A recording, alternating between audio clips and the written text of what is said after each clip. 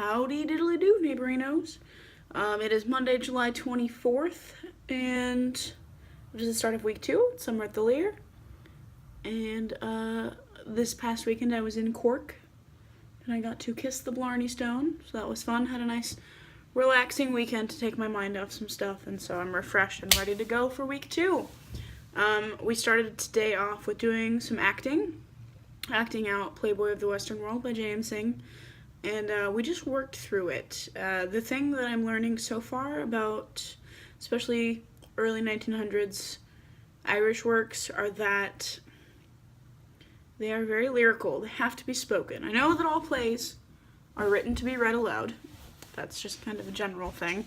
But especially if you're working with a different dialect or a different accent or just different region, it's important to get it in your mouth and on its feet. Because upon the first 2 or 3 reads of the play, I didn't really understand why it was so famous. From a historical standpoint, I understood, but from a personal standpoint, why would anybody like this play? But after seeing it acted out, we acted out probably about a solid 40 minutes of it in different groups and different scenes. I get it. It's really funny. It's farcical, and I didn't understand that until today. So I'm glad that happened.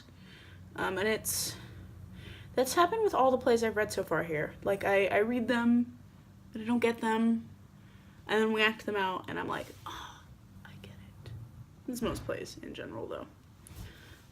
So then after working with Tom Creed on Playboy, we had more dramaturgical work with Thomas Conway.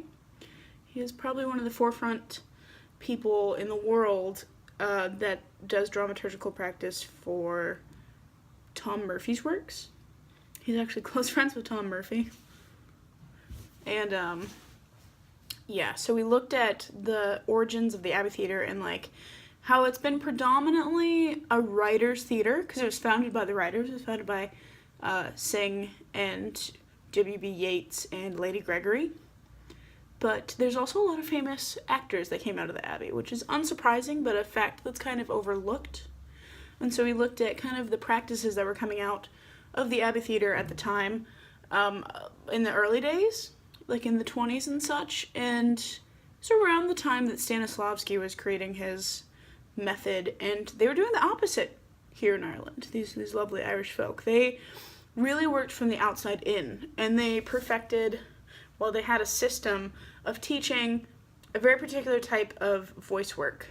So it was all about the language and not the movement or the motivation. And movement very much reflected the language. It was very I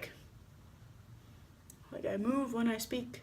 It was all very calculated. It wasn't natural. But it plays really well. So that was interesting.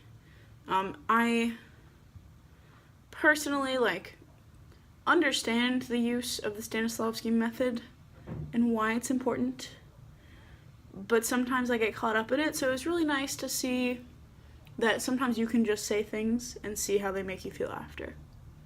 That made me feel good. So it was a good Monday. It's nice and warm again, and Cork was amazing, and yeah, it's a good day. We're going to see The Water Orchard tonight in Temple Bar at the Project Art Center.